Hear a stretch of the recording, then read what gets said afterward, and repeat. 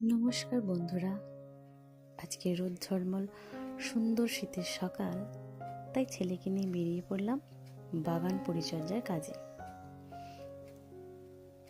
আমার ছেলের ভীষণ পছন্দের একটা খেলা হলো জল নিয়ে খেলা, তাই এই কাজটা ওর ভীষণ পছন্দ। ও ভীষণ এনজয় করে বিভিন্ন গাছে জল ঢালতে, বিভিন্ন জায়গায় জল ঢালতে। তাই আজকে এই কাজটা ওর ভীষণ পছন্দ হয়েছে আর ভীষণ এনজয় করছিল আমার সাথে। ও আমাকে দেখাচ্ছিল, দেখো মা, এইভাবে জল ঢালবো। আমাদের বাগান পরিচর্যার কাজ আমার শ্বশুরমশাই করেন। গাছ লাগানো, গাছের দেখভাল করা, জল দেওয়া, সব কিছু করাটা উনি নিজের হাতে করেন।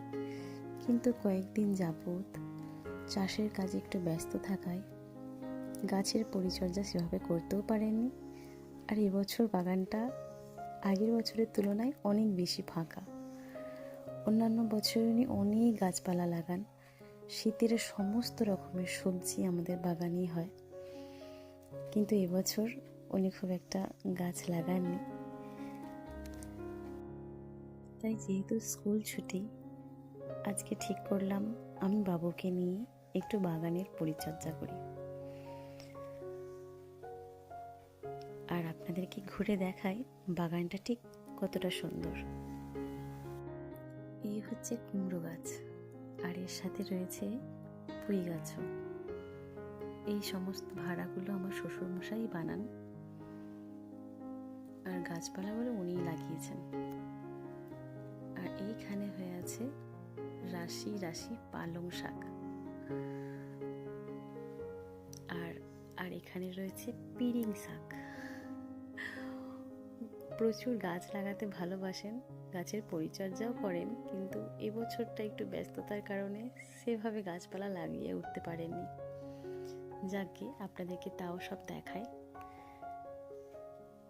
আর এইখানে কিছু গাঁদা গাছের চারাও লাগানো আছে। এগুলো সবই পালং শাক, সমস্তই পালং শাক। আর এখানে কিছু পালং শাক তুলে নিয়েও আমাদের রান্না হয়ে গেছে।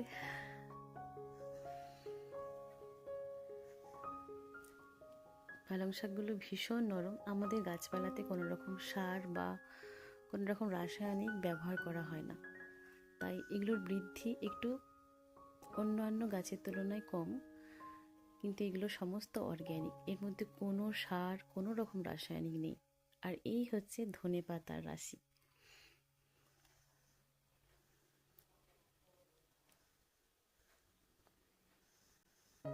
আর এইখানে রয়েছে কড়াই শাক। শীতে যেই শাকটা পাওয়া যায় সেই কড়াই শাক অতি সুস্বাদু। এই যে রাশি রাশি দূরে দেখা যাচ্ছে কড়াই শাক, আর ওই দূরে দেখা যাচ্ছে ওইগুলো হচ্ছে আখ গাছ। এই আখগুলো কিন্তু ভীষণই মিষ্টি। আর এই দূরে হয়েছে কলা গাছের রাশি, প্রচুর কলা গাছ। অর্ধেক কলা তো পাখিরাই খেয়ে যায়।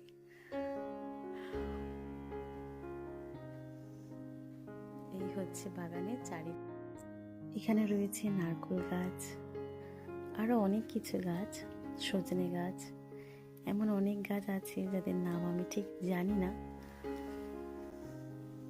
এই দেখুন, এই পেঁপেগুলোর সাইজ দারুণ বড় বড়, তাই না? আমাদের বাড়ির সামনেও একটা পেঁপে গাছ আছে, প্রচুর পেঁপে হয় তাতে, কিন্তু তার হাইট এত বেশি যে আমরা কেউ পারতে পারি না, যার জন্যে সেই গাছের পেঁপে অর্ধেক পাখিরাই খেয়ে যায়।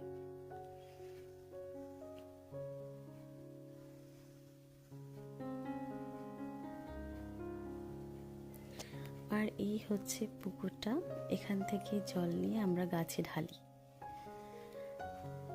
আমাদের বাগানটা কেমন লাগলো দেখে জানাতে ভুলবেন না। ধন্যবাদ ভিডিও দেখার জন্য। টাটা।